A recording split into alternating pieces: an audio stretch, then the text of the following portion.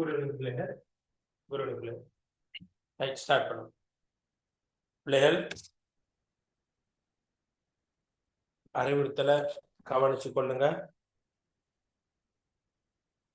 சொல்ல போற விடயங்களை நல்ல வடிவா தெளிவா விளங்கி கொள்ளுங்க. ரைட் நினைக்கிறேன் மைக் இப்போ ஓகே, சவுண்ட் எல்லாம் ஓகே இருக்கும். ரைட் ஓகே ரைட் ஸ்டார்ட் பண்ணும் பிள்ளைகள். 2028 நான் நினைக்கிறேன் நீங்க எல்லாரும் ஸ்கூலுக்கு போயிருப்பீங்க. பாடம் சரியா ஸ்டார்ட் பண்ணப்பட்டதோ தெரியல, ஆனா போயிருப்பீங்க. ரைட், ஸ்கூலை விட நாங்க வேகமா பயணிக்க வேணும். அப்பதான் ஃபர்ஸ்ட் டைமுக்கு ஒரு மாடல் பேப்பரை செஞ்சு போட்டு பரீட்சைக்கு வர முடியும். அதனால ரைட் பிள்ளைகள் இங்க பார்த்து கொள்ளுங்க. பிள்ளைகள் ஜியோகிரபிய ஏ லெவல் ஜியோகிரபிய புவியியல ஏஎல்ல 3 பகுதிகளாக பிரிச்சு படிக்க வேணும் கட்டாயம். ஒன்று பௌதிக புவியியல், ரைட். இன்னொன்று மானிட புவியியல், இன்னொன்று செய்முறை புவியியல்.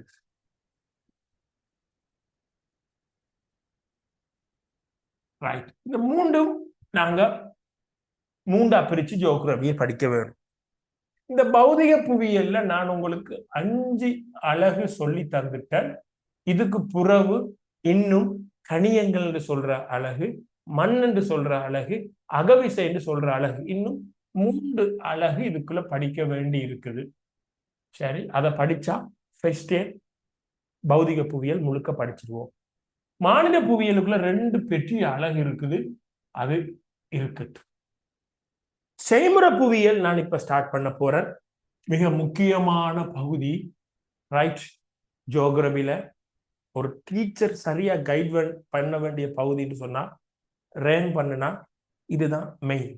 இதுக்கு ஒரு டீச்சர், நல்ல டீச்சர் இருந்தே ஆக வேணும் உங்களுக்கு, அல்லது உங்களால கஷ்டம். 2வது இடம் இது, ஒரு டீச்சர் இருக்க வேண்டிய பகுதி. 3வது இது. இதுல இருக்க நோட்ஸை நீங்க ஓரளவு கையாண்டு நீங்க சமாளிக்கிறதுன்னு பார்க்கலாம். கெட்டித்தனம் மீத்திரன் இருந்தா, டீச்சர்ஸ் சின்ன வழிகாட்டல் இருந்தா போதும்.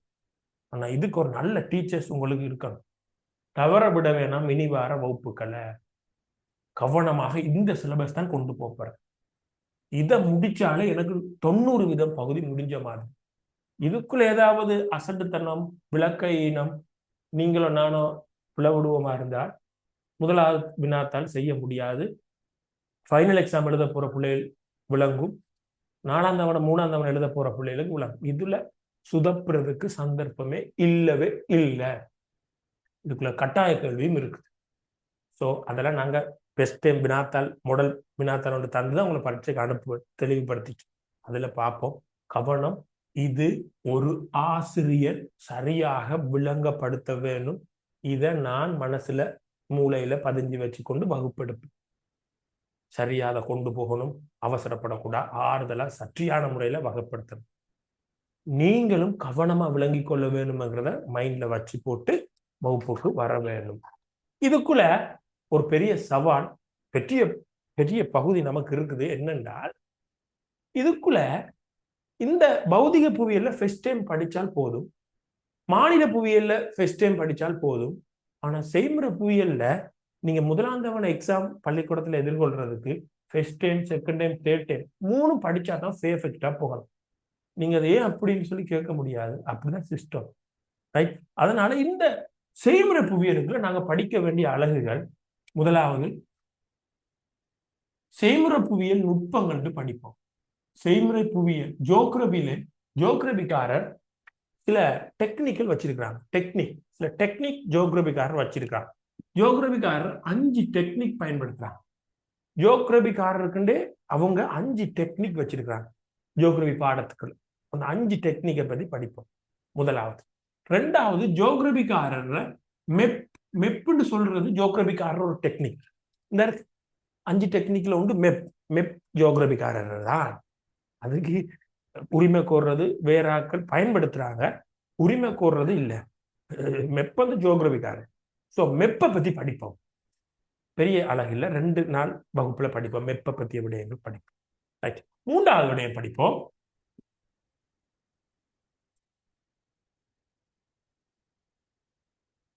இடவிலக்கப்படம். எங்கட இலங்கையில ஸ்பெஷலான ஒரு படம் ஒன்று படிப்போம். ஒன்றுக்கு 50,000 சொல்ற ஸ்கேல்ல வெள்ளக்காரர்கள உதவியோட தயாரிக்கப்பட்ட ஒரு மெப் ஒன்று படிப்போம். எங்கட நாட்டுல கிட்ட ஒரு ஸ்பெஷல் மெப் ஒன்று படிப்போம். அந்த மெப்பை பத்தி பெற்றிய பரப்படும். இதை முடிச்சாலே சரிதான். அதுக்கு பிறகு லேட்டஸ்டா மெப்கிறதுக்கு சில நுட்பம் இருக்கு. ஜிபிஎஸ், ஜிஐஎஸ், ஜிபிஎஸ், ஆர்எஸ், இந்த மூணு டெக்னாலஜியும் லேட்டஸ்டான மெப்பை தயாரிக்க பயன்படுது. அதை பத்தி படிப்போம். என்னன்னு சொன்னா சிலபஸ் படி இதை முன்னுக்கு படிச்சுட்டு இதை பிறகு படிக்கிறது நான் மாறி படிப்பிப்பேன். ஏனென்றா இது பரீட்சையில கட்டாயம் செஞ்சே ஆக வேணும். இது பரீட்சையில கட்டாயம் வரும். விரும்பினா செய்யலாம் அல்லது சாய்ஸ் பண்ணலாம். ஆனா நாம இதுவும் செய்யறதுக்கு தான் படிப்போம். அதை பத்தி இருக்கட்டும். உங்களுக்கு ஃபர்ஸ்ட் டைமுக்கு முன்னுக்கு நான் சொல்லி தரேன். இதுக்கு பிறகு உலகப்படம் குறித்து இவ்வளவு மெயின். இவ்வளவுதான் இதுக்குள்ள இருக்கு. இவ்வளவு படிச்சே ஆக வேண்டும். நான் முயற்சி பண்ணுவேன். இந்த லீவு விட போதும், இந்த 8ஆம் மாதம் லீவ் இருக்குத்தானே, அதுக்குள்ள இது இது இது இதையும் முடிஞ்ச அளவு இதை மட்டும் பெண்டிங்ல வச்சுட்டு மிச்சமெல்லாம் படிச்சே ஆக வேண்டும். சரியா? அதனால ஒரு 2 வகுப்பு லீவுக்கு விடிய ஒரு வகுப்பு போடலாம். சம்டைம் ஒரு வகுப்பு 1.5 மணி நேரம் இழுத்து கொண்டு போகலாம். எனக்கு இந்த எக்ஸாம் பேச்சுக்காரன் அவங்களோட இறுதி வகுப்பு சரியா முடிஞ்சளவு அவங்களுக்கு பிரயாசப்பட்டு அதிகமா அவங்களை ஆயத்தப்படுத்துறதுக்கு சில வகுப்புகளை உங்களுக்கு 4 வகுப்பு போடுவேன் கிழமைக்கு. அப்ப வேகமா போகலாம். 4 வகுப்போட சடசடன்னு போயிடலாம். ஒரு செக்ஷனை முடிச்சுட்டே போயிடுவேன். ஒரு கிழமைக்கு ஒரு செக்ஷன் முடிச்சுட்டே போயிடுவேன். ரைட்? அதனால இந்த 13ஆம் ஆண்டை வழி அனுப்பி வச்சு போட்டு அந்த இதை நான் ஏற்படுத்தி கொள்றேன். அதனால தான் கொஞ்சம் உங்களுக்கு இப்ப அவங்க எக்ஸாம் வரைக்கும் இந்த 8ஆம் மாதம் முடியும் வரைக்கும் ஒரு 2 வகுப்பு மட்டும் உங்களுக்கு போட்டிருக்கிறேன். ரைட்? அதனால அட்ஜஸ்ட் பண்ணி கொள்ளுங்க. அடுத்த 4 வகுப்பு போட்டு மலமல்னு கொண்டு போவேன். லீவுக்கு சம்டைம் 5 வகுப்பாகவும் இருக்கலாம். Okay, right. இப்ப இதுல இந்த 5 பாடங்களும் சிலது நான் சொல்லித்தரேன், நீங்க செய்யணும். இப்படி செய்யணும்டா, இதுக்கு இந்த கலர் அடிச்சு போட்டு இதை இப்படி அளந்து போட்டு இப்படி போடு, இதை இப்படி விளங்கி கொள்ளுண்டு நான் உங்களுக்கு பயிற்சி புத்தகம் ஊடாகத்தான் வழிப்படுத்த வேணும். ஸோ இந்த 5 அழகும் உள்ளடக்கிய பயிற்சி புத்தகம் உங்களுக்கு நான் சென்ட் பண்ணி இருக்கிறேன் குரூப்ல. இன்றைக்கு மறுபடியும் 3 குரூப்லையும் போடுவேன். இந்த புத்தகம் இல்லாம வகுப்புல வர நினைச்சால் வர முடியாது. அடுத்த வகுப்போட நான் நினைக்கிறேன் நீங்க வகுப்புக்கு அறிவுறுத்தலுக்கு அமைய செயற்படுற ஆக்கள் புது குரூப்ல ஜாயின் பண்ண ஆக்கள் மட்டும் தான் வர முடியும். புது குரூப்ல கட்டணம் செலுத்தி ஜாயின் பண்ண ஆக்கள் பழைய குரூப்ல இருந்து லெஃப்ட் ஆகுது. ரைட்?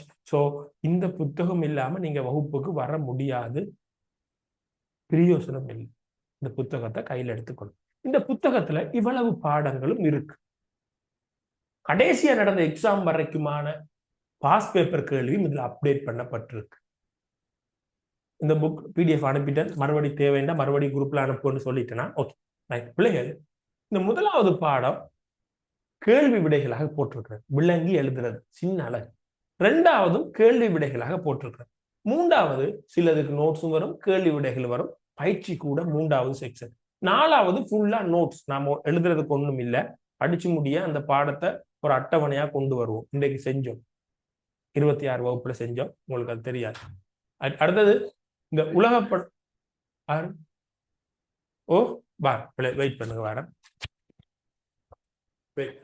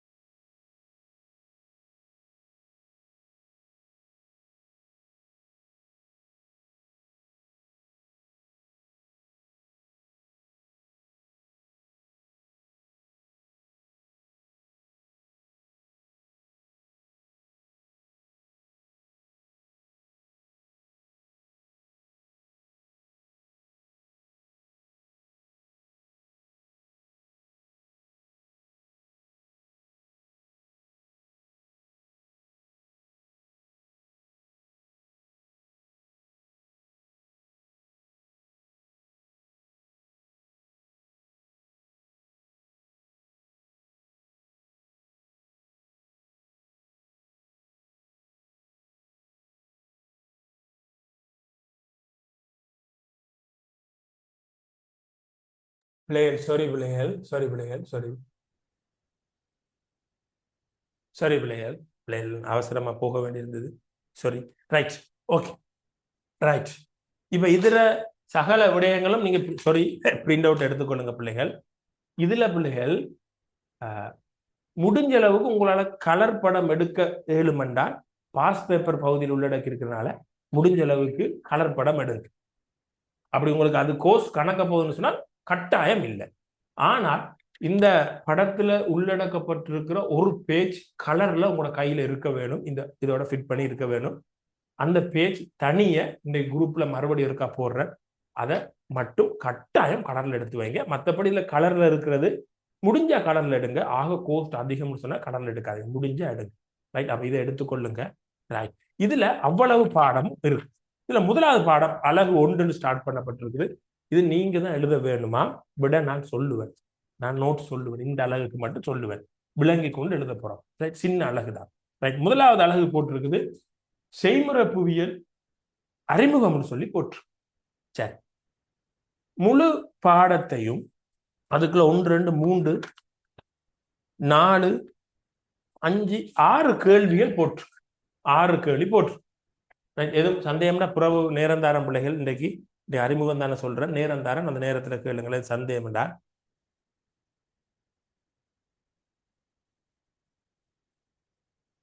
அந்த படம் அனுப்புவேன். ரைட். ரைட். இதுல முதலாவது அழகு பிள்ளைகள் இப்படி ஒரு அழகு உங்களுக்கு தலையங்கம் போட்டிருக்குது. அழகு 1 சொல்லி போட்டிருக்குது. செய்முறை புவியியல் அறிமுகம்னு போட்டிருக்கு. அழகு பக்கம் 1ல 2ல பக்கம் 1ல ஒண்ணும் இல்லை. பக்கம் 2ல செய்முறை புவியியல் அழகு. இந்த பயிற்சி புத்தகம் இல்லாதாக்கள் அடுத்த வகுப்புல பிரிண்ட் எடுத்து கையில வச்சிருக்கலாட்டி வீண் வீண் வீண் இந்த வகுப்புக்கு நீங்க வார சொல்லிட்டேன். ரைட். மறுபடியும் 3 குரூப்லயும் எல்லாமே போட்டுவேன். அறிவுறுத்தலும் போடுவேன். குரூப்ல வார வாய்ஸ் கட் அறிவுறுத்தலை கவனமா கேளுங்க. வகுப்புல அறிவுறுத்தலை சொன்னாலும் ஒரு 5-10 நிமிஷம் நேரம் போகும். அது தேவையில்லையே. 5 நிமிஷம் வகுப்பை முன்னுக்கு முடிச்சாலும் நீங்க டிவைஸ் ஒன் பண்ணிட்டு நீங்க உங்களோட வேலையை பார்த்துருவீங்களே. அப்ப அறிவுறுத்தல் குரூப்ல வாய்ஸ் கட்டா வரும். அதை கவனமா கேட்க வேண்டும். ரைட். இந்த பாடம் முதலாவது அழக நீங்க வேணும்னா உங்களோட இதுல மேல இடம் இருக்கும் தானே, கொஞ்சம் இப்படியும் ஒரு தலைப்பை போட்டு வைங்களா. முதலாவது செய்முறை புவியியல் அறிமுகம்னு போடப்பட்டிருக்கலாம். இதுல அதுக்கு மேல இப்படியும் ஒரு தலைப்பை போட்டு வைங்க. செய்முறை புவியியல் நுட்பம். செய்முறை புவியியல் நுட்பங்கள். இப்படி ஒரு தலைப்பை போட்டு வைங்க. செய்முறை புவியியல் நுட்பங்கள். என்ன இதுல மெயினா படிக்க போறது நான் சொன்ன ஞாபகம் மறந்துடாதீங்க. எப்ப கேட்டாலும் சொல்ல தெரிஞ்சு கொள்ளுங்க. 5 நுட்பங்கள் ஜியோகிராபிக்காரர் வச்சிருக்கிறாங்க. ஜியோகிராபிக்குள்ள 5 நுட்பங்கள் பயன்படுத்துறாங்க. அந்த 5 நுட்பங்களை தான் இந்த பாடத்துக்குள்ள படிக்க போறோம். 5 டெக்னிக் ஜியோகிராபிக்காரர் 5 நுட்பங்களை படிக்க போறோம். அது ஏன் ஜியோகிராபிக்காரர் வச்சிருக்கிறான், அந்த நுட்பங்களால அந்த என்னென்ன நுட்பம் வச்சிருக்கிறான், ஏன் வச்சிருக்கிறான், அதனால என்ன பயன்பாடு. சிம்பிள் பாடம், இலகுவாக விளங்கிக் கொள்ள முடியும். அந்த முழு பாடத்தை 6 கேள்விகள் உள்ளடக்கி இருக்கிறது. அந்த 6 கேள்வி விபரமாக முழு பாடத்தை படிக்க வேண்டியதுக்காக தான் 6 கேள்வியா உடைச்சு போட்டிருக்கிறது. சின்ன குட்டி அழகு. ரைட். முதல்ல நாங்க கொஞ்சம் விளங்கி கொள்ள வேண்டும். நான் இப்ப சொல்ல போறத ரைட். நான் ஏற்கனவே வகுப்பு தொடங்கும் போது சொன்னேன், இந்த புவியியல் இருக்குதான், அந்த புவியியலை 3 பிரதான பகுதியா பிரிச்சு படிக்க போறேன்னு தான் உங்களுக்கு சொன்னேன். அப்படித்தானே படிக்க ஸ்டார்ட் பண்ணியிருப்பீங்க. படிக்கிறோம். ஒன்று பிசிக்கல் ஜியோகிராபி, பௌதிக புவியியல். ஒன்று பௌதிக புவியியல். இன்னொன்று மானிட புவியியல். இன்னொன்று செய்முறை புவியியல். இப்படித்தானே இதுவரைக்கும் நாங்க விளங்கி வச்சிருக்கிறோம். செய்முறை புவியியல் ஜியோகிராபியை 3ஆ பிரிச்சு படிக்க போறோம். பௌதிக புவியியல், மானிட புவியியல், செய்முறை புவியியல் 3ஆ பிரிச்சு படிக்க போறோம். உண்மையிலேயே பிள்ளைகள் ஜியோகிராபி 2 பெரும் பிரிவு தான். இவரு ஜியோகிராபியில ஒரு பிரிவுண்டு சொல்றதுக்கு இல்லை. நாங்க 3ஆ பிரிச்சு A-லெவல்காரர் படிக்கிறோம். பாடத்திட்டம் அப்படி வகுத்திருக்கிறாங்க தெளிவுக்காக. ஆனா உண்மையிலேயே ஜியோகிராபி 2 பெரும் பிரிவு தான். ஜியோகிராபி 2 பெரும் பிரிவு தான். மானிட அம்சங்களை படிக்கிறது. மானிட பிள்ளைகள் என்ன பிள்ளைகள் விலங்குகள் என்ன விலங்கு சவுண்ட் எதுவும் பிரச்சனையா? சிலர் பிரச்சனைன்னு சொன்னா ஒன்னும் பிரச்சனை இல்லை பிள்ளைகள். இல்ல இல்ல ரைட். பிரச்சனை சொன்ன பிள்ளைகள் ரெக்கார்டிங்க பாருங்க, அல்லது வேற வகுப்பு தான் நீங்க பார்க்கணும். ரைட். உங்களோட சைட்ல கவரேஜ் பிரச்சனை, டிவைஸ் பிரச்சனை வச்சு போட்டு என்னைய பார்க்க சொன்னா நான் பார்க்கல அதானே. Right, okay. இதெல்லாம் நல்ல தெளிவா இருக்கு பிள்ளைகள். நான் அவதானிச்சு கொண்டிருக்கிற 2 பெரிய டிவைஸ்கள். Right, okay okay. சரி பிள்ளைகள், ஜியோகிராபி 2 பிரிவு தான். 2 பிரிவு தான். மனிதர் நில தோற்றத்தையும் மனித செயற்பாடையும் படிக்கிறது மானிட புவியியல். இயற்கையான நிலத்தோற்றத்தை, பௌதிக நிலத்தோற்றத்தை, பௌதிக செயற்பாடை படிக்கிறது பௌதிக புவியியல். அப்ப 3வது செய்முறை புவியியல்னா என்ன? உங்களோட பயிற்சி புத்தகத்துல 1வது கேள்வி போட்டிருக்கு பாருங்க, செய்முறை புவியியல் என்றால் என்ன? அப்ப செய்முறை புவியியல் சொல்றது நாங்க என்னன்னு படிக்க போறோம். ரைட். செய்முறை புவியியல்ன்றத என்னன்னு விளங்கி போட்டு அதுக்கு விட எப்படி எழுதுறேன்னு நான் கதைக்க போறேன். முதல்ல செய்முறை புவியியல் என்னன்னு விளங்கி கொண்டு போட்டு அதுக்கு எப்படி விட எழுதுறேன்னு பார்ப்போம். இப்ப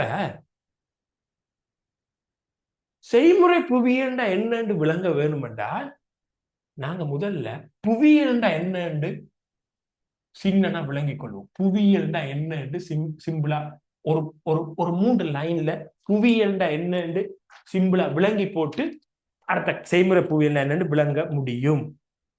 ரைட். இதுல புவியியல் என்னன்னு சொன்னால் இவர் பௌதிக அம்சம், இந்த பௌதிக புவியியல், மானிட புவியியல்.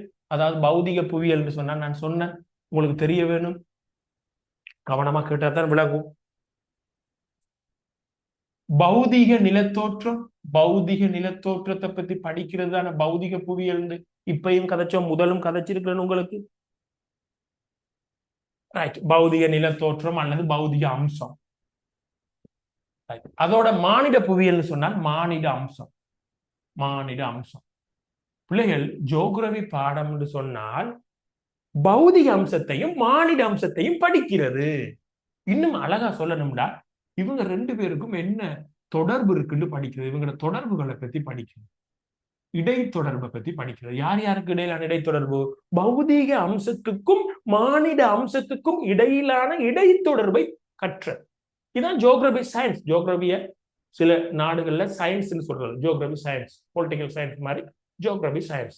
சில நாடுகள்ல சயின்ஸ் டிபார்ட்மெண்ட்டுக்கு ஒரு அழகாக ஜியோகிராபி இருக்கு யூனிவர்சிட்டிஸ்ல.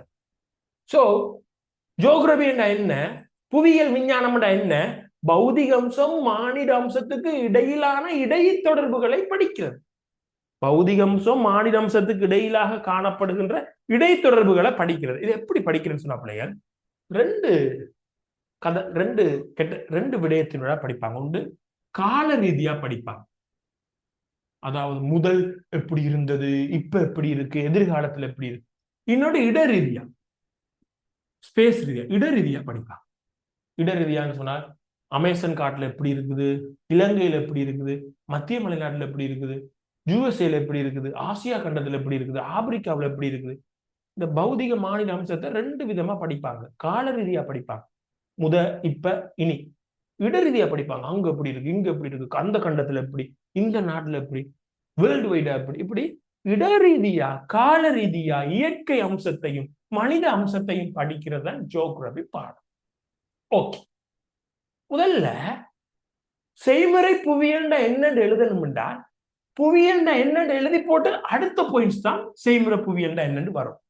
ஸோ உங்களுக்கு விடையில 1 வகுப்பு 2 வகுப்பு உங்களுக்கு கடினமாக இருக்கும் என்ற சவுண்டையும் நான் சொல்ற ஸ்பீடையும் பிடிச்சி நீங்க எழுதுறதுக்கு, அதை பிடிச்சிட்டோம்னா அங்கால உங்களுக்கு ஒரு கஷ்டமும் இல்லை, இருக்காது.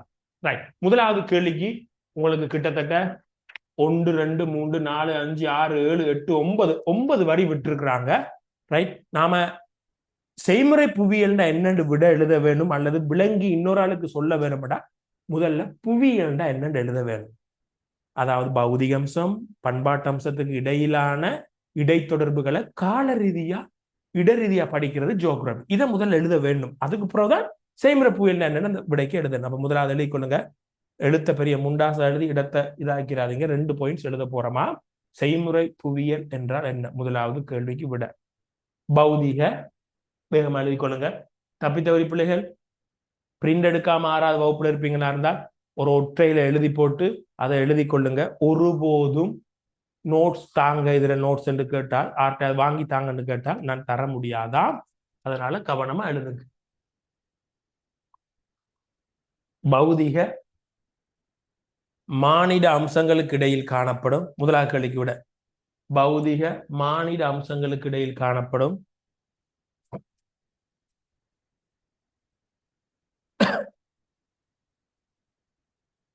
பௌதிக மானிட அம்சங்களுக்கு இடையில் காணப்படும் இடைத்தொடர்புகளை இடைத்தொடர்புகளை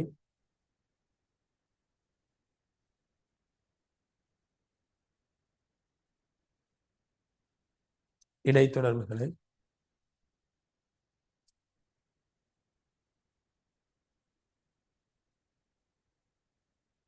இடைத்தொடர்புகளை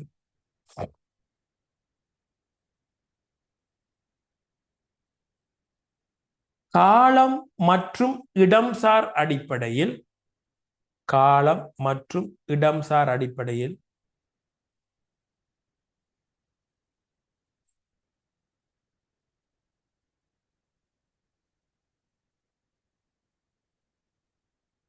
காலம் மற்றும் இடம்சார் அடிப்படையில் ஆய்வு செய்வது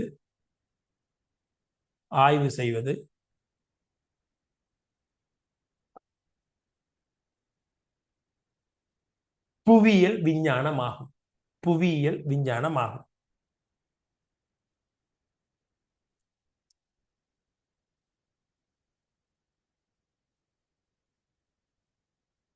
புவியியல் விஞ்ஞானமாகும். மறுபடியும் அந்த முதலாவது பாயிண்ட்ஸை நான் ரிப்பீட் பண்றேன் பிள்ளைகள். முதலாவது பாயிண்ட்ஸை முதலாவது கேள்வி செய்முறை புவியியல் என்றால் என்ன? அதை ரிப்பீட் பண்றேன். What's the practical geography? Right. பௌதிக மானிட அம்சங்களுக்கு இடையில் காணப்படும் இடைத்தொடர்புகளை காலம் மற்றும் இடம்சார் அடிப்படையில் ஆய்வு செய்வது புவியியல் விஞ்ஞானம் ஆகும். ஓகே, ரெண்டாவது பாயிண்ட்ஸ் எழுத போறோம். விளங்கி கொண்டு ரெண்டாவது பாயிண்ட்ஸ் எழுத போறோம். கொஞ்சம் பாருங்க. ஜியோகிராபின்னா என்னன்னு எழுதிட்டோம். பௌதிக இயற்கை, அதான் பௌதிக அம்சம். மானிட, அது மனிதர்களால் உருவாக்கப்பட்ட அம்சம். அதை இடரீதியா கால ரீதியா படிக்கிறது, அறிஞ்சு கொள்றது ஜியோகிராபி பாடம். அதை எழுதிட்டோம். ஸோ இதுதான் ஜியோகிராபி பாடம். அப்ப இதுக்குள்ள என்ன செய்முறை புவியியல் நுட்பம்னு ஒன்று இருக்கு. அது என்ன செய்முறை புவியியல் நுட்பம்? இதுக்குள்ள செய்முறை புவியியல் நுட்பம் இருக்கு. ஜியோகிராபியில இதுதான ஜியோகிராபி பாடம். இந்த விஷயத்தை, எந்த விஷயம்? பௌதிக மானிட அம்சங்களை கால ரீதியா இடரீதியாக அறிந்து கொள்றது, அறியப்படுத்துறதான ஜியோகிராபி. இதுக்காக ஜியோகிராபியில ஏராளமான தரவு தகவல்கள் இருக்கு. தகவல்கள் ஏராளம் இருக்கு. ஜியோகிராபி பாடம் இந்த பௌதிக அம்சம்னு சொல்லி பார்த்தால் ஏராளமான தரவுகள் இருக்கு. எந்த மலைத்தொடர் எங்க இருக்குது, எங்க காடுகள் இருக்குது, எந்த மாதிரி நதிகள், எந்த மாதிரி புவியிட மேற்பரப்பு நில உருவங்கள், மலை வீழ்ச்சி எப்படி உருவாகும், எந்த காலம், வெப்பநிலை எப்படி எங்க கூட குறைய. சோ ஏராளமான தரவுகள் இதுக்குள்ள இருக்கு இயற்கைக்கு. அதே மாதிரி மானிட அம்சத்துக்குள்ளேயும் ஏராளமான தரவுகள் இருக்கு. சனத்தொகை எங்க கூட எங்க குறைய, டவுனுகள் எங்க அதிகம், டவுனுகள்ல இருக்கிற பிரச்சனைகள், விவசாயத்தில் இருக்கிற டெக்னிக்குகள், அடுத்தது பெட்ரோலியம் தொடர்பான ஆய்வுகள், பெட்ரோலியம் அகழ்வுகள், கைத்தொழில்கள். ஏராளமான தரவு ஜியோகிராபி பாடத்துக்குள்ள இருக்கு. ஏராளமான தகவல்கள் ஜியோகிராபி பாடத்துக்குள்ள இருக்கு. சோ ஜியோகிராபி இயற்கை மானிட அம்சத்தை கால ரீதியா இடரீதியா படிக்கிறது ஜியோகிராபி. சோ இதுக்குள்ள ஏராளமான தரவுகளை ஜியோகிராபி உள்ளடக்கி வச்சிருக்கு. ஜியோகிராபி பாடம் லாட் ஆஃப் டேட்டா, கணக்க தரவு, இன்ஃபர்மேஷன், தகவல்களை உள்ளடக்கி இருக்கு. சோ இந்த தகவல்கள் தரவுகளை ஜியோகிராபி என்ன செய்யணும்னு சொன்னால், அந்த ஜியோகிராபி பாடம் இந்த தரவுகள் தகவல்களை முன்வைக்க வேணும். எப்படின்னா இந்த தரவுகளை சேகரிக்க வேணும், அந்த தரவுகளை முன்வைக்க வேணும். கவனமா கேட்டா விளங்கும். ஜியோகிராபி பாடம் ஏராளமான தகவல்கள் தரவுகளை வச்சிருக்குது. அதை சேகரிக்கணும், முன்வைக்கணும். இதுக்கு பல டெக்னிக் இருக்கு, நுட்பம் இருக்கு. அந்த நுட்பம்தான் செய்முறை புவியியல். உதாரணம், இந்த தரவுகளை சேகரிக்க முன்வைக்க கம்ப்யூட்டர் பயன்படுத்தப்படுது. ஜியோகிராபிக்காரர டெக்னிக்ல கம்ப்யூட்டரும் உண்டு. மெப்பை பயன்படுத்தி முன்வைப்பாங்க, கிராஃப் பயன்படுத்துவாங்க தரவுகளை முன்வைக்க. வெப்பநிலை எப்படி கூடிக்கொண்டு போகுது கிராஃப்ல காட்டுவாங்க, வரை. போட்டோஸ், இமயமலையில பனிப்படைந்த நிலங்களை பார்க்கணும்னா போட்டோஸ், ஒளிப்படம். விமானத்திலிருந்து படம் எடுத்து பயன்படுத்தாங்க. விமான படம், சட்டலைட் இமேஜ், சூறாவளி எங்க இன்றைக்கு எந்த வேகத்துல நகர போகுது, எங்க தாளமுக்கம் இருக்கு, செய்மதி படிமம், சட்டலைட் இமேஜ் பயன்படுத்துவாங்க. செய்மதி படிமம். சில கணித முறைகள் பயன்படுத்துவாங்க. புள்ளி விபரவியல். புள்ளி விபரவியல் 5 வந்திருக்கு. மேப், கணனி, வரைவு, 4வது ஒளிப்படம், விமானப்படம், செய்மதி படிமம், 5வது புள்ளி விபரம். ஸோ ஜியோகிரபி ஏராளமான தரவுகளை வச்சிருக்கிறார். அந்த தரவுகளை சேகரிக்கணும், முன்வைக்கணும். அதுக்கு டெக்னிக் தேவை. இந்த மாதிரி டெக்னிக் ஜியோகிரபில இருக்கு. இதுதான்டா ஜியோகிரபி. ஜியோகிரபில இருக்கிற ஏராளமான தரவுகளை சேகரிக்க, முன்வைக்க ஜியோகிரபில பயன்படுத்தப்படுற நுட்பங்கள் தான் செய்முறை புவியியல். ஜியோகிரபில பயன்படுத்தப்படுற நுட்பங்கள் தான் செய்முறை புவியியல். ஏன் இந்த நுட்பம் பயன்படுத்தப்படுது? ஜியோகிரபில இருக்கிற தகவல்களை சேகரிக்க, முன்வைக்க. ஜியோகிரபில இருக்கிற தகவல்களை சேகரிக்க, முன்வைக்க பயன்படுத்தப்படுற நுட்பங்கள். இந்த நுட்பங்களை தான் செய்முறை புவியியல் செக்ஷனுக்குள்ள படிக்க போறோம். இந்த 5 பத்தி தான் செய்முறை புவியியலுக்குள்ள படிக்க போறோம். இந்த 5 தான் செய்முறை புவியியல் நுட்பம். இந்த 5 பத்தி படிக்கிறதான் செய்முறை புவியியல். ஏன் இந்த 5? தரவுகளை சேகரிக்க, முன்வைக்க. எங்க இருக்கிற தரவுகளை? ஜியோகிராபிக்ல.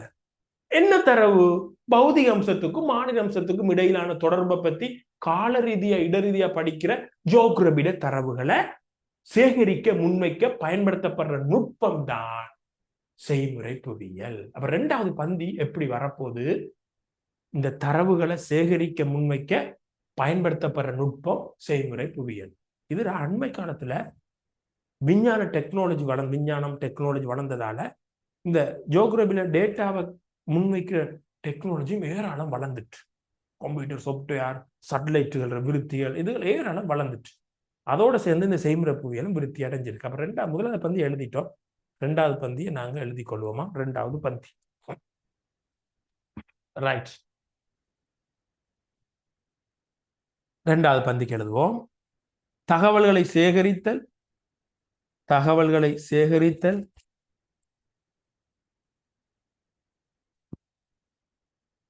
தகவல்களை சேகரித்தல்,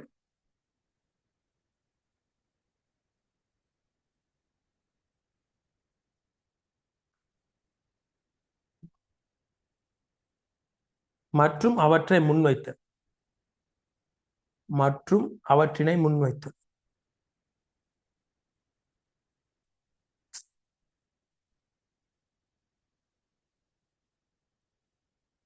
தகவல்களை சேகரித்தல் மற்றும் அவற்றினை முன்வைத்தல்.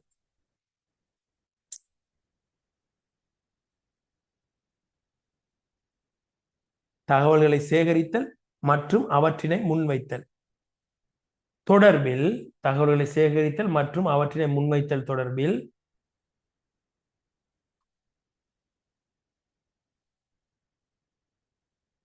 பல்வேறு செய்முறைகள்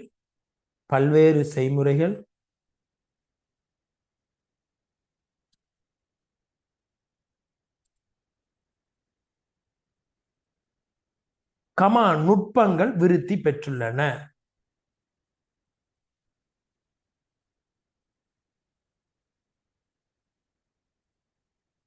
பல்வேறு செய்முறைகள், நுட்பங்கள் விருத்தி பெற்றுள்ளன.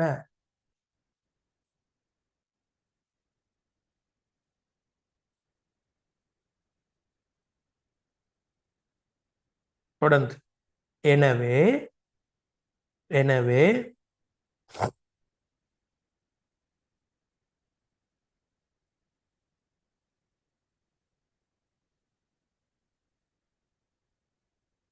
புவியியலுடன் இணைந்து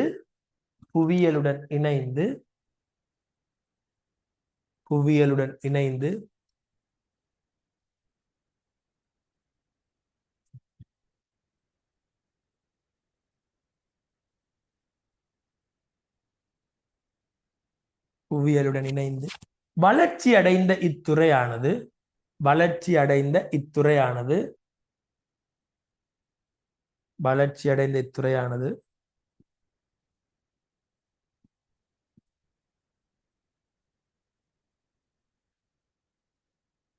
செய்முறை புவியியல் எனப்படும்.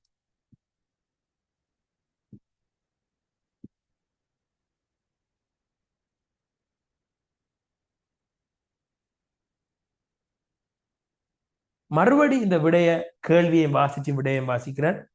இந்த முதலாவது பாடத்தை கொஞ்சம் ஸ்லோவா நகர்த்துற பிள்ளைகள் அடுத்தடுத்த பாடங்கள் விரைவுபடுத்துவோம். ரைட். முதலாவது கேள்வி, செய்முறை புவியியல் என்றால் என்ன? இதான் முதலாவது கேள்வி. விட, பௌதிக மானிட அம்சங்களுக்கு இடையிலாக காணப்படும் இடைத்தொடர்புகளை கால மற்றும் இடம்சார் அடிப்படையில் ஆய்வு செய்வது புவியியல் ஆகும். அடுத்த பாயிண்ட்ஸ், தகவல் சேகரித்தல் மற்றும் அவற்றை முன்வைத்தல் தொடர்பில் பல்வேறு செய்முறைகள் நுட்பங்கள் விருத்தி பெற்றுள்ளன. இவ்வாறு புவியியலுடன் இணைந்து வளர்ச்சியடைந்த செய்முறைகள் நுட்பங்கள் இத்துறையானது புவியியல், செய்முறை புவியியல் எனப்படும். செய்முறை புவியியல் எனப்படும். சரி, ரெண்டாவது கேள்விக்கு போம். அதே பக்கத்துல ரெண்டாவது வினா இருக்குது. ரெண்டாவது வினாவை வாசிக்கிறேன், பார்ப்போம். தகவல்களை முன்வைப்பதற்கு, இந்த இதுல போட்டிருக்கு, போர்டை பாருங்க ஒரு பிள்ளைகள். தகவல்களை சேகரித்தல், முன்வைத்தல். இந்த கேள்வி கேட்கிறாங்க. தகவல்களை முன்வைப்பதற்கு செய்முறை புவியியலில் பயன்படுத்தப்படும் நுட்ப முறைகள் 5ஐ குறிப்பிடுக. போர்டில் எழுதியிருக்கிற 5 தான், நான் சொல்ற மாதிரி தான் எழுத போறோம். ரைட். அந்த கேள்வியில இப்படி ஒன்ற பிரேக்கெட்டுகளை போடுங்க பிள்ளைகள். இந்த கேள்வியை இப்படியும் கேட்கலாம், ஒன்னும் எழுத வேணாம், இங்க பார்த்து போட்டு விளங்கி போட்டு நோட் பண்ண போறோம். தகவல்கள், இரண்டாவது கேள்வி, தகவல்களை முன்வைப்பதற்கு செய்முறை புவியியலில் பயன்படுத்தப்படும் நுட்ப முறைகள் 5ஐ குறிப்பிடுக. இதுல செய்முறை புவியியல் இப்படிதான் கேட்டிருக்கு. தகவல்களை முன்வைப்பதற்கு கேட்டிருக்கலாம். ஒரு முறை பரீட்சையில முன்வைப்பதற்கு சொல்ற சொல்லுக்கு பதிலா சித்தரித்து காட்ட அப்படி கேட்டிருக்காங்க. அப்ப பிரேக்கெட்டுக்குள்ள சித்தரித்து காட்ட. தகவல்களை, ஜியோகிராபில ஏராளமான தகவல் இருக்குடா, அந்த தகவலை காட்டணும், சித்தரிச்சு காட்டணும், முன் வைக்கணும். அதுக்கு தான் இந்த செய்முறை புவியியல் நுட்பம் இருக்கு 5. அப்ப தகவல்களை சித்தரித்து காட்ட, அத பிரேக்கெட்ல சும்மா எழுதி கொள்ளுங்க.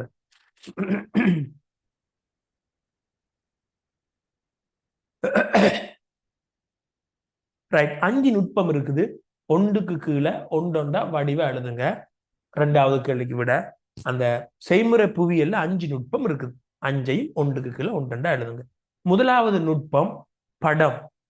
படம், ஒன்றுக்கு கீழே ஒன்று. படம்.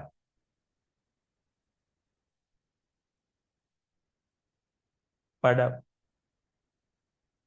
பிள்ளைகள், படம் என்று சொன்னால் அடுத்தடுத்த வகுப்புகள்ல படங்களை பத்தி படிக்கும்போது உங்களுக்கு விளங்கும். பிரேக்கெட்டுகளை இப்பைக்கு போட்டுக்கொள்ளுங்க பிள்ளைகள். படம்னு சொன்னா மெப், பிரேக்கெட்டுகளை MEP, மெப்பண்டு போட்டு வைங்களேன். படம், பிரேக்கெட்டுகளை மெப்பண்டு போட்டு வைங்க. ரெண்டாவது வரைபு. வரைபு. வரைபு.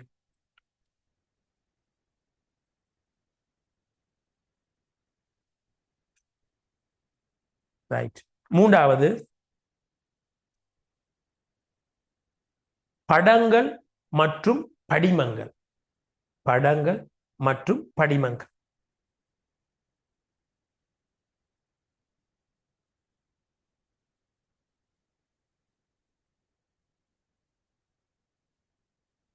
ரைட். நாலாவது கணினி. காணா, 3 சொல்லி நீனா, 2 சொல்லி நீனா. கணினி, கம்ப்யூட்டர், கணினி.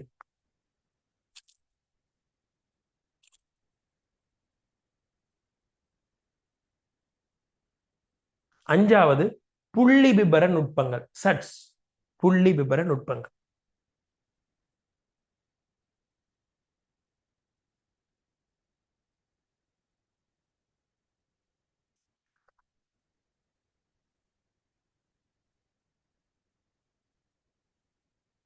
புள்ளி விவர நுட்பங்கள். ரைட். ஓகே. 5ஐ மறுபடியும் இருக்கா சொல்றேன். 5ஐ மறுபடியும் இருக்கா சொல்றேன். ரைட். முதலாவது படம், பிரேக்கெட்டுகளை மெப். இரண்டாவது வரைபு. மூணாவது படிமங்கள் மற்றும் படங்கள் மற்றும் படிமங்கள். என்ன ரைட். நீங்க சில டைம்ல குழம்பிக் கொள்றதுக்கு இல்ல, முதலாவதும் படம் என்று இருக்குது, மூன்றாவதும் படங்கள் மற்றும் படிமங்கள் போட்டிருக்க. உண்மையில நீங்க அந்த படங்கள்னு சொல்லுக்கு முன்னுக்கு நான் மறந்துட்டேன். ஒளிப்படங்கள், போட்டோஸ், ஒளிப்படங்கள் மற்றும் படிமங்கள் போடுங்க. ஒளிப்படங்கள், ஒளிப்படங்கள் மற்றும் படிமங்கள் போடுங்க அதுல. ரைட். நாலாவது கணினி. அஞ்சாவது புள்ளி விவர நுட்பம். ரைட். இப்ப இங்கட பாடத்துல மெயினான பகுதி என்னன்னு சொன்னால் இந்த முதலாவது பாடத்துல மெயினான பகுதி என்னண்டாடா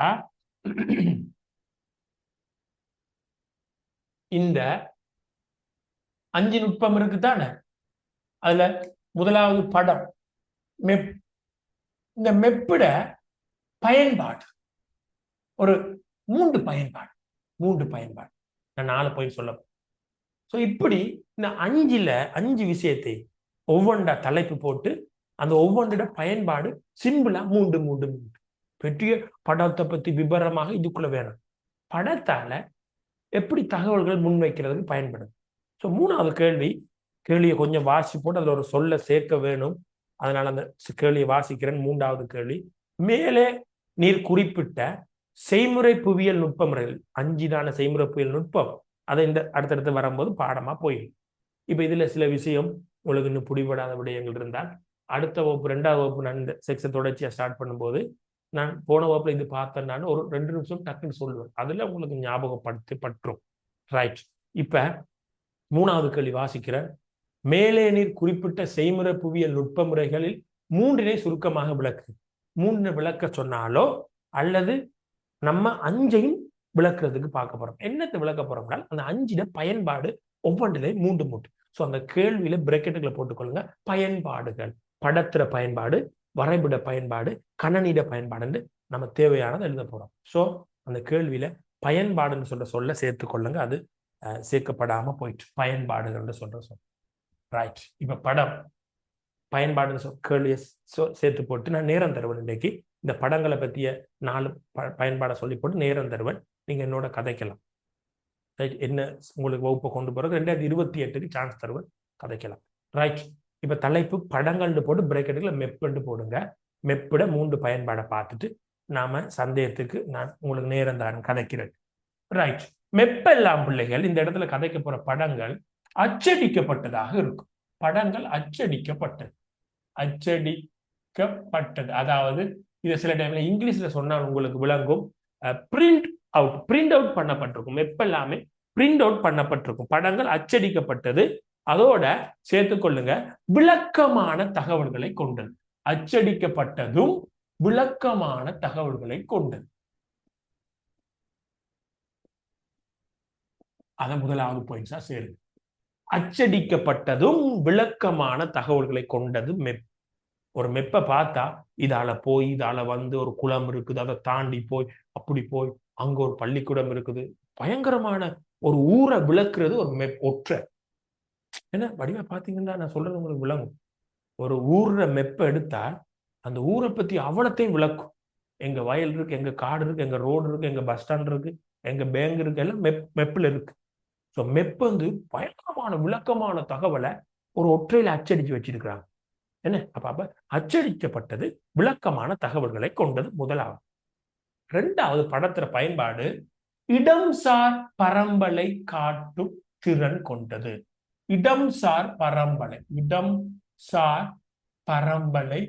காட்டும் திறன் கொண்டது. இது விளங்கப்படுத்துவனா இப்ப இடம்சார் பரம்பலை காட்டும் திறன் கொண்டது.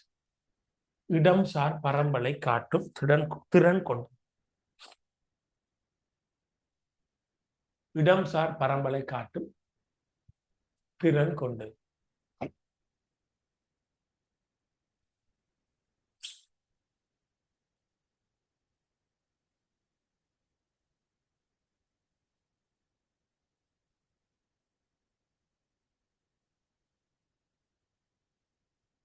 ரைட். அது என்ன இடம்சார் பரம்பல் என்றால், ஒரு மெப் எடுத்தால் இந்த இடத்துல வயல் இருக்குது, இந்த இடத்துல வீட்டு தோட்டம் இருக்குது, இந்த இடத்துல வயல் கணக்கு இருக்குது, இந்த இடத்துல வீட்டு தோட்டம் கொஞ்சம் இருக்குது, இந்த இடத்துல இப்படி இப்படி இருக்குது. அந்த இடம் ரீதியான பரம்பலை காட்டும். உதாரணம் எழுத போறோம். தயவு செய்து பழகி கொள்ளுங்க. உதாரணங்கள் எழுதும் போது நீங்க விடை எழுதுறால், நோட்ஸ் எழுதுறால் கருப்பு பென் பயன்படுத்துறீங்கன்னா உதாரணம் வரும்போது நீலப்பென், அல்லது நீங்க நீலப்பென் பயன்படுத்தி எழுதுறாக்கள் இருந்தா உதாரணத்துக்கு கருப்பு சிவப்பு வேணும். இந்த 2 பெண்ணையும் பயன்படுத்துங்க. இடம் சார்ந்த பரம்பலை காட்டுறதுக்கு உதாரணம் ஒன்று நாங்க போட போறோம். நெல் உற்பத்தி பரம்பல். நெல் உற்பத்தி பரம்பல். மெப்பில காட்டலாம் எங்கெங்க நெல் உற்பத்தி பண்ணப்படுதுன்னு சொல்லி அந்த நெல்ற இடரீதியான பரம்பல், நெல் உற்பத்தி பரம்பல். இன்னொரு உதாரணம் சொல்லலாம், குடித்தொகை பரம்பல். குடித்தொகை 2 உதாரணம் எழுதுற இடம் வந்தால் 1 கிலோ எழுதுங்க. குடித்தொகை பரம்பல், 2வது குடித்தொகை பரம்பல். சரி, சோ மெப்ப பத்தி 3வது விஷயம், 3வது பயன்பாடு கால ரீதியான மாற்றங்களை காட்ட பயன்படும். கால ரீதியான மாற்றங்களை காட்ட பயன்படும். வெப்பந்து இடரீதியானது, இது இங்க இருக்குது, அது அங்க இருக்குது, கணக்கு இருக்குது, அது இடரீதியான. கால ரீதியான விஷயத்தை மெப்ல காட்டலாம், கால ரீதியான விடயங்களை காட்ட பயன்படும்.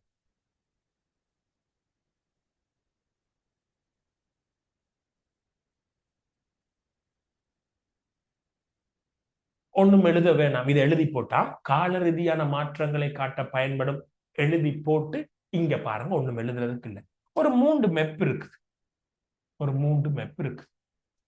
உங்களுக்கு தெரிய வேணும் பிள்ளைகள், உலகம் இப்ப 6 கண்டங்கள், 7 கண்டம், 5 கடல் இருக்கு.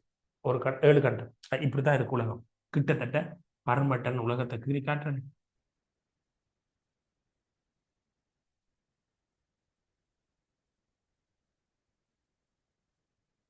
இப்படிதான் உலகம் இருக்குது கிட்டத்தட்ட.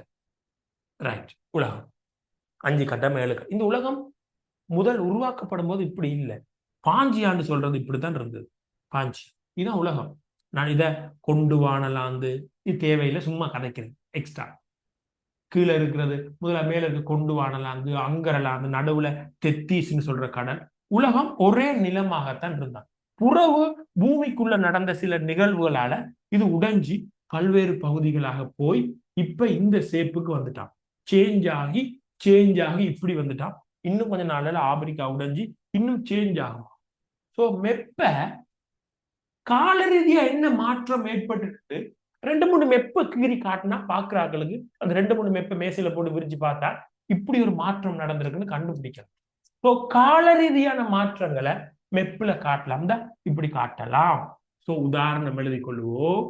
அது கால ரீதியான மாற்றங்களை காட்டுறதுக்கு உதாரணம் எழுதி கொள்வோம். கண்ட நகர்வு கொள்கை, கண்ட நகர்வுகள், நகர்வு, கண்ட நகர்வு. நான் இப்ப சொன்னேன் 7 கண்டம் இருக்குதுண்டு, அது முதல் 2 கண்டம் அப்படி அந்த கண்டங்கள் நகர்ந்ததை மெப்புல காட்டலாம். உதாரணம், புகையிரத பாதை வளர்ச்சி. நம்ம நாட்டுல புகையிரத பாதை வளர்ச்சி வளர்ந்து கொண்டிருக்கு. புகையிரத பாதை வளர்ச்சி. பிள்ளைகள் ஒவ்வொரு பாயிண்ட்ஸுக்கும் இடைவெளி விட்டுறாதீங்க, ஏன்னா அப்புறம் நமக்கு இடைவெளி முழுக்க எழுதுறதுக்கு இல்லாம போயிடக்கூடாது. ரைட், 4வது கடைசி, 4வது கடைசி இந்த மெப்பில் இருக்கிற 4வது விஷயம், இலகுவாக விவரணம் செய்ய முடியும். இலகுவா விஷயத்தை விளக்க முடியும். மெப் இலகுவாக விவரணம் செய்ய முடியும். இலகுவாக விவரணம் செய்ய முடியும். ரைட் பிள்ளைகள், அடுத்த வகுப்புல ட்ரை பண்ணுவோம் முடிக்கிறதுக்கு. ரைட், அடுத்த வகுப்புல ட்ரை பண்ணுவோம் முடிக்கிறதுக்கு. இதுக்கு 2 பாடம் நான் முடிச்சிடுவேன்னா, இன்றைக்கு நான் அறிமுகம்னால கொஞ்சம் ஸ்லோவா போச்சு. அடுத்த வகுப்புல டக்குன்னு முடிச்சு போட்டு அப்படி முடிக்கலாடி விளங்கப்படுத்தி போட்டு கடைசி கேள்விக்கு நோட்ஸ் எப்படி தந்து அடுத்த வகுப்புல முடிப்பேன். அவசரப்பட மாட்டேன். ரைட், கவனமாக கேட்டு விஷயங்களை விளங்கி படிச்சு கொள்ளுங்க. ஏதாவது கதைக்க வேண்டி இருந்தால் நீங்க கதைக்கலாம். 2028 பிள்ளைங்க.